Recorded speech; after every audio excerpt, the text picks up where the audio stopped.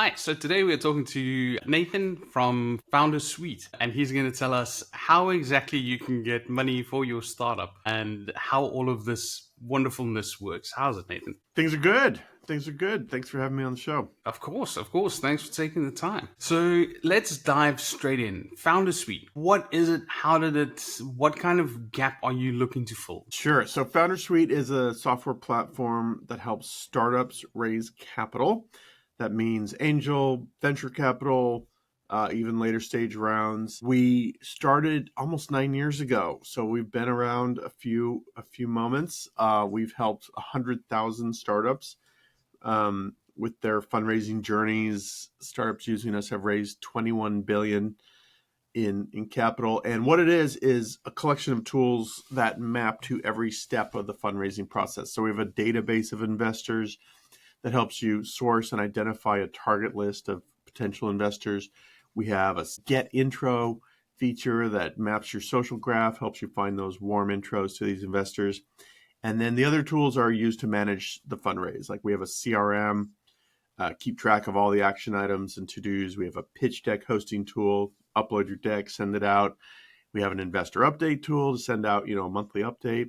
We have a data room to run due diligence and email tools to do follow-up emails. So it's pretty comprehensive, but all really geared towards helping founders find investors, get connected to those investors, and manage an efficient fundraise. That sounds like this was a result of a lot of years or a lot of hours spent looking for tools. Like, what was the aha moment that you went, okay, this is what we need to do. This is the problem. Yeah, it is kind of funny because I was at the time when I got the idea or came up with the idea, I was helping companies raise capital, and I was using spreadsheets to track investors. We would build these elaborate spreadsheets to track all the action items and to-dos and follow-ups and status of every investor.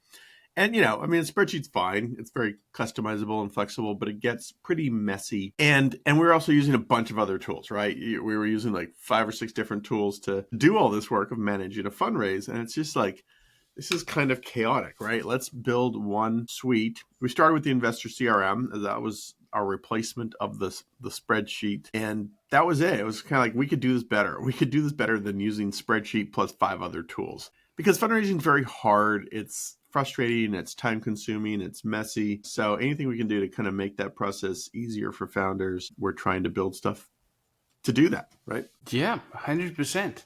Like, it sounds like you mentioned this in the beginning as well. Like, it's a combination of everything that you need. Like, while you were talking, we went through a couple of VC rounds as well. Like, it's the same thing. Like, it's so many spreadsheets, like, and trying to keep track of everything. It's like a business trying to keep track of all their leads with the spreadsheet. Sure, you could, but it's one rang up from being the most ineffective. Obviously, the most ineffective would be paper or not at all. Sure. Yeah. Yellow sticky tabs or something, right? Love it. Yeah. Yeah, Post-its, the good old days.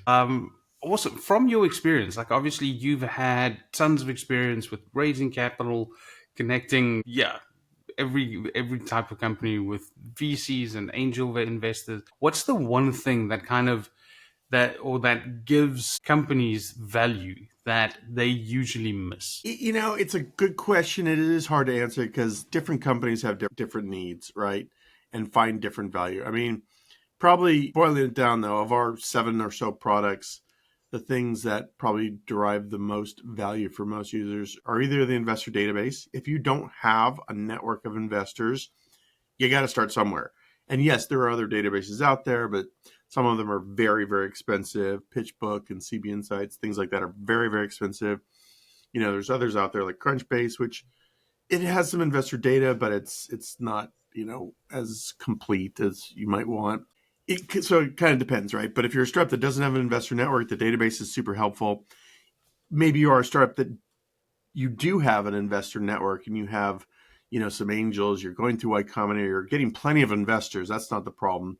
The problem is managing it all. And their CRM is really the value add, right? Because when you're raising capital, especially at the early stages, you're probably talking to a couple hundred investors. Every time you talk to an investor, There's usually a few follow-up action items that have to happen.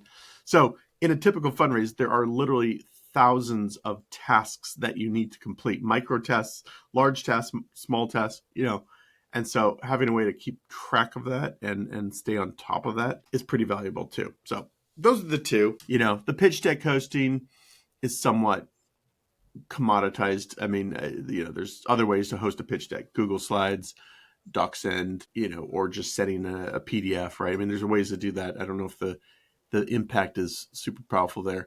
This get intro feature that we just launched, though, this is only about a month old, and that's pretty powerful. That's really helping a lot of people, because one of the hard parts is once you've built a list of investors, how do you get in touch with them, right? This is a lot of founders, kind of stare blankly into the void of space once they've built a list. Like, okay, great, I've got this list. How the hell do I get in front of these investors? And so the get intro feature is helping with that, which is a pretty big pain point too. Awesome. And then thinking maybe this is a little bit out of your scope, but what does a company typically do just before they use your platform? What should they do from your experience? What should they do, or what do they do? What do you mean? Let's do both. Yeah. I mean, a lot of times, like, what's the trigger, right? Maybe that's what do they do? What's the trigger for them thinking about, using us? It's usually just a decision like, hey, we've got something here. We're a startup. We launched. If you think of almost the journey of a startup, right? A guy or a gal has an idea. Maybe they start coding something, put together a little prototype, MVP. They put it out there to the universe responds favorably, and then the founder's like, this is actually kind of interesting. Maybe I have something here. Let's make a run for this and, make a go of it. And to do that, I need to raise capital. So that's kind of the little germ of the idea. The gestation period before fundraising is usually, I've got something here. I know I need money to really build it and scale it like I want to. Let's go get outside capital. What should they do at that point? Of course, they should sign up for FoundersSuite. But what should they do next is typically kind of two things to start with. One is starting to build that target list of investors. That takes a lot of time. I don't want to sugarcoat that, right? It can take, I used to do this as a living for people would hire me to build them a target investor list. And I would easily put in 50 hours of work on this to build a really highly researched, vetted, qualified list of investors. So that takes time, and give yourself plenty of time to do that before you need to go raise money. The other thing is getting your pitch going, right? Getting a really good pitch deck together is super, super important, super valuable, and critical, frankly. I mean, if your pitch is bad, you're just not going to raise money. Investors have very short attention spans, and then there's thousands of investors all thousands of startups all chasing the same investor. So if your pitch is bad, you're just not going to get anywhere. So, and that also takes a lot of time, right? Putting together a good pitch deck, even if you're using AI tools to help do it, it still takes a long time to kind of really hone it, refine it, make a really crisp, clear story. And then before you talk to investors, I always tell founders, you've got to give your pitch a dozen times to other founders, to your accountant, to your attorney, whoever will listen, your mentors, your advisors, your business school professor, or whatever it might be. You got to give your pitch dozens of times to really get feedback on it and make sure that the key storyline and points are clicking. So those two things are kind of the prep phase before raising money that take a lot of time, and give yourself a month or two to get that stuff done. Yeah, I would imagine that you start out with friends and family, and then you kind of expand the circle so that you speak to people who you most probably don't know, so that you don't just get the friends and family. Oh yeah, no, you're doing great, because that also happens. Yeah, I always tell Because like I said, find people who are critical. Not your mom, whatever. Find people who are literally going to be pretty harsh with you. You want that when you're getting feedback on your pitch. yeah, make sure it's someone whose opinion you actually value, and not just some, I don't know, some horrible hobo that's just going to say bad things about you. Yeah. Fellow founders, I mean, I mentioned this, but like, fellow founders are great, right? Ideally, even ones that have gone through the process of raising capital. Those guys and gals are great. And, you know, they've been through it. They know what it's like. They know what the investors are going to be asking you and drilling in on. So those are maybe the best sources of feedback, people who have raised some money. Yeah, that would make perfect sense. Someone that has been where you are and went to where you want to go. I usually tell people that's kind of the problem that they do, or the mistake that they make, is they go and find someone who is where they want to be. But if they didn't come from where you were, it doesn't help to go and ask someone who's had money, who's self-funded their own company, how they got money to, like, because that doesn't really make sense. Yeah, totally. Beautiful. So, looking at the future, like everyone's talking about AI, I thought we have to chuck this in here. How do you see AI changing or adapting or evolving what you guys at FoundersSuite are doing? It's the $1 million question, right? It's a huge question. We're figuring it out as we speak. We're doing a lot of research uh, into how we become an AI first, or at least AI rich business. A lot of ideas, like dozens of ideas. I'd say the ones that we've already started this process. We integrated a ChatGPT API into our email tool. So one of the things, if you're reaching out to investors, especially if you're reaching out cold, I mean, cold's not a great way to do it, but if you are reaching out cold, or even if you're just doing follow-up emails, the more personalized your emails can be, the more effective they're going to be. So we have a ChatGPT integration to help you personalize and write good emails going to these investors. That's one thing. We're using AI to expand and enrich our database. We've got almost 250,000 investors in our database, and it's quite functional now. You can go in and search by industry, by location, by stage, by type of investor, things like that, keyword. But we'd like to expand that so you can narrow down your results even further by who leads rounds, who only co-invests, who's a super active investor, who's, a fast investor, right? And a lot of this data we're generating on our internal services, because we have thousands of startups using our platform. Some of this we can glean from external sources. So enriching the database is another big thing. And then, we're doing some fun things around helping you find the right investors, because that's still a big, like I mentioned 5 minutes ago, that's a huge time suck. It takes tons of time to build that target investor list. So to the extent we can use AI to find similar, lookalike, analogous investors to maybe what you've already found, that's a big thing. And there's so much more we can do, but those are some of the starting points. Yeah. Oh, fantastic. Yeah, I think one of the biggest misconception is that what I've found with startups, especially when you're going into it for the first time, is thinking that all investors, like you can approach any VC, because if they're giving money to startups and you're a startup, like, that makes sense. But venture capital, and maybe it needs to be said, but venture capital people would also, or companies would also, specialize in a specific niche.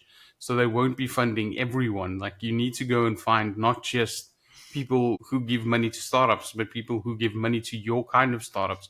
And most probably someone who's had success with your kind of industry or your niche of product. Totally. There are quite a few generalist venture funds, especially some of the more established old school funds, Mayfield, Genercalis, a lot of these guys that have been around for 20 plus years have mega funds, and they often invest across industries, right? Biotech, fintech, everything, right? But those are the big guys that have been around 20 years. Those might not be so relevant for you if you're at the early stages, raising a seed round. In the last, call it 5 years, we've seen a ton of very niche focused venture funds. I was just on a LinkedIn chat a few minutes ago with a guy doing defense finance. I'm not even going to capture it, but it was very niche. It was like startups that do defense finance, da da da da, right? It was like, very, very, very specific in what they're looking for. And that's pretty cool. And we're seeing more and more of that, finding those guys, right? First, optimizing for your industry, finding the investors. If you're medical devices, if you're hardware medical devices versus biotech versus drugs therapeutics, I mean, even under the broader category of bio and medical, there's subcategories. Finding the right people that do your type of deal is half the battle. Also, would you say that that might be one of the biggest mistakes founders make before they start looking for investors, or what's the biggest thing people do wrong that you've seen from your platform that made them lead to not being successful? It's really kind of the inverse of those two things I described in the prep phase. So what people do wrong is they go out fundraising with a bad pitch deck and they're like, why am I not getting any meetings, or why am I not getting any second meetings, because your story didn't click. You have to put yourself in the shoes of the investors you're pitching. These guys and gals are getting 50 warm intros a day coming at them from their network, right? People are just introducing startups to them all day long. They're probably getting a couple hundred cold email pitches coming at them a day. They're sitting through 5, maybe even up to 10 pitch meetings a day. Some of that's on Zoom, some of that's in their office. Like, they're just getting pitched all day long every day. And if your pitch deck and your story is like confusing, muddled, you're just not going to, they might take a meeting, but they're not going to remember what the heck you're doing or why it's interesting. So you have to have a clear, emotional, poignant, strong story, that stands out. I always use this litmus test. I tell founders, like, you pitch an investor on a Tuesday or Wednesday, they have their partners meeting the next Monday where they talk about the interesting deals they saw. What are they going to remember, in the 5 or 6 days since they met with you after they've sat through 50 other pitches? Like, what are they going to remember? Are they going to remember you? And what about you are they going to remember? So you have to use that as your litmus test. And then the other thing that, people get wrong all the time is that research stuff, right? Like we just talked about, they're going after investors who are way not a fit. Maybe the investor is a big fund that invests later stage. Maybe it's, they do medical devices and you're actually a biotherapeutic or something. Like, that's almost a fit, but not quite, So just really spending the time to identify the right fit investors before going out is going to save you that process, that pain. Oh, awesome. Yeah, I think the numbers you just mentioned, it boggles your mind that you have to go to about 100 investors before you get that first round. And then that just the organization of that, like it makes so much sense to use a platform like yours, not just to find them, but also kind of to organize them and to have them in one place so that you know which ones you're tracking with and which ones you're moving forward. I know Founder, like your suite, also has some analytics to kind of help you to see who you're gaining traction with and stuff like that. Tell us a little bit about that. How can you gauge that progress? Yeah, there's a few things.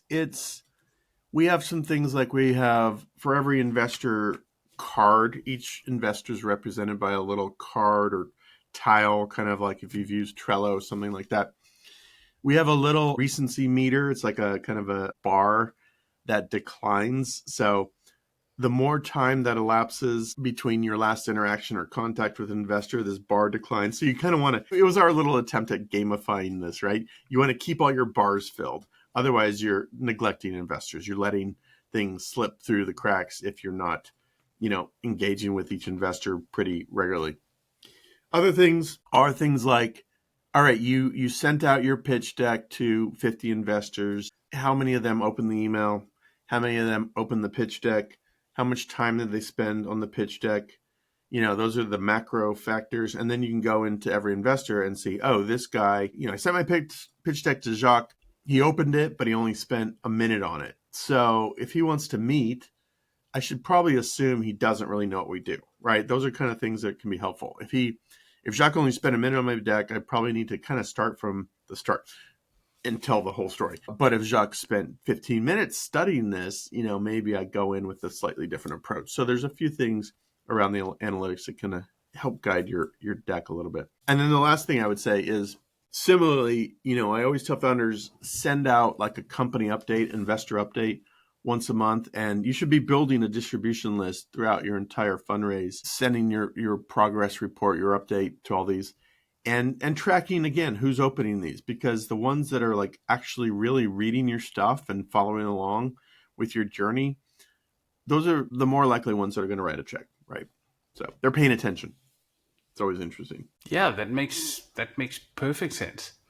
I love that. Let's do a feel good story. Like, what is a success story of someone that used your platform that was able to be successful, that which they might not have been as successful if they went about it with an Excel sheet. Yeah, it's funny. I mean, we have some high profile companies that have come on the platform and used us for a while. Just one that comes to mind is a firm called Collaborative Robotics. They're doing pretty cool robotics for like industrial warehouse stuff. Now, the founder had a very good leg up in that he ran a robotics program for Amazon, stuff like that. So he was very fundable, let me put it that way. But he's talking to multiple investors over multiple rounds. They raised several rounds. I can't remember exactly how many at the time, but that's a lot of investor data to keep track of. So I think he was very appreciative of that.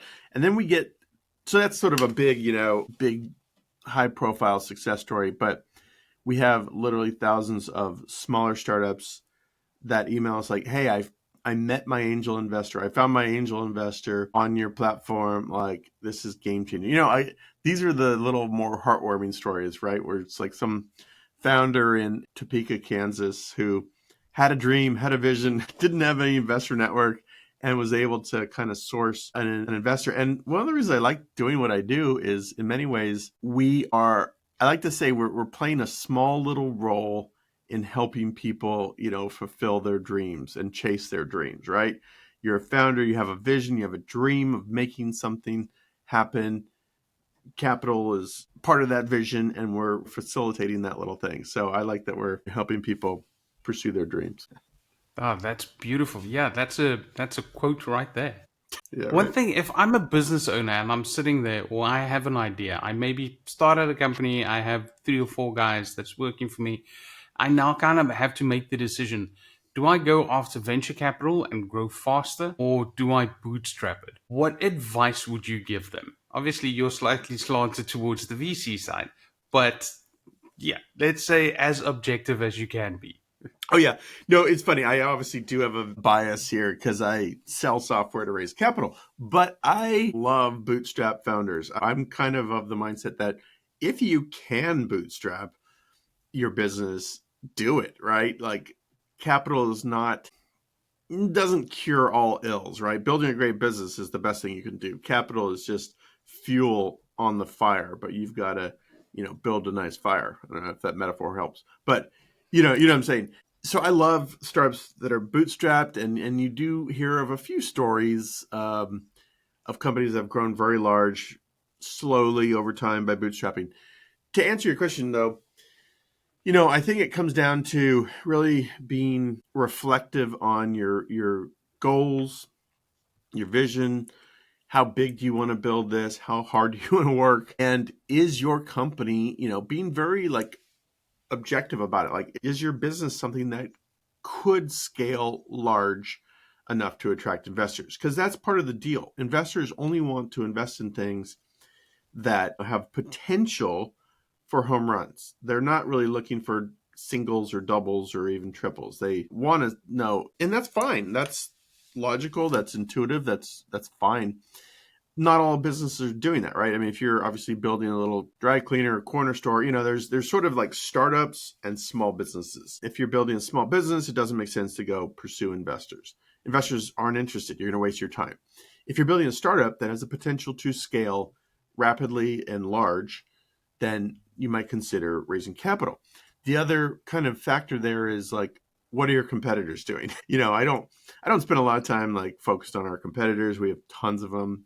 I don't care, but if you're in a market where all the AI, right? All these like AI startups, or even back in the day, like the ride sharing companies, when Lyft and Uber and all these other, or the kick scooter market, right? If you're in a market that potentially look very large and your competitors are all raising lots of money, you probably need to raise money to keep up. So that's another factor there to consider. Yeah, I can imagine. It's what you say. You first have to build a fire. Like investors are gonna, it's gonna be fuel on the fire. But if you chuck gasoline on a smoldering heap of mess, it's just gonna stay a heap of mess. Yeah. And I love that because pouring money on it will get you where you need to go faster. So with the AI thing, it makes 100% sense that everyone is doing fundraising because you don't want to bootstrap it and then sit 4 years down the line. You finally built a product that someone was able to build in like 6 months because Yeah. they had funding to do it. Perfect. Correct. Wonderful. So if I'm a person sitting at home thinking I definitely need to get onto FoundersSuite, what type of people would I know this is kind of a I'm looking for gold maybe. Like who would need to go to your platform? Obviously startups, is it companies looking to scale more than start up initially? Is it something like that or who's the ideal guy? It's pretty broad. I mean, if I'd made the little pie chart, the biggest wedge would definitely be very early stage startups raising their seed rounds, angel rounds. Maybe they're just beyond friends and family, right? You mentioned this a few minutes ago. Like you might start by raising some money from friends and family. Maybe you raise a couple $100,000 to get off the ground. And once you've got something kind of not proven is a loaded word, but something that's got some traction of some sort, and now you're ready to raise a pre-seed or seed round, that's by far our biggest customer. But we have a very healthy number of customers that are raising their Series A. So that's further along in the journey, got product market fit, they've got solid metrics, they've got a growth in place, and now it's time to go raise $5 or $10 million, right? So kind of depends, but it's definitely the pre-seed seed folks raising K to 3 million is maybe a sweet spot. Oh, fantastic! And if I'm watching this and I fall into that bracket, how can I reach you? Yeah, well, that's easy. It's just foundersuite.com, foundersuite.com. You can sign up. There is a free version. There's a basic plan that's free. The other plans have more features, more bells and whistles that cost anywhere from $69 to $149 a month. So it's a SaaS model. It's a monthly subscription. Also happy to connect on LinkedIn. Maybe mention you heard of us on this show, because I get a lot of random connection requests. But maybe mention that you're a fan of Jacques, and happy to connect. And we put out a pretty good amount of content around fundraising on LinkedIn and our blog and all that stuff. So that's another way to connect. Oh, fantastic! Yeah, I'll make sure to get all of those links and pop them in and around the video, depending on which platform it's on. That'd be great. Yeah. Fantastic, Nathan. Thank you so much for your time today. I think you've answered a lot of questions. Thanks for having me. It's fun. Fun to talk about this. I get a charge out of it, so I appreciate you having me on the show. Awesome. Thank you so much. Cheers. All right. Great. That was fun.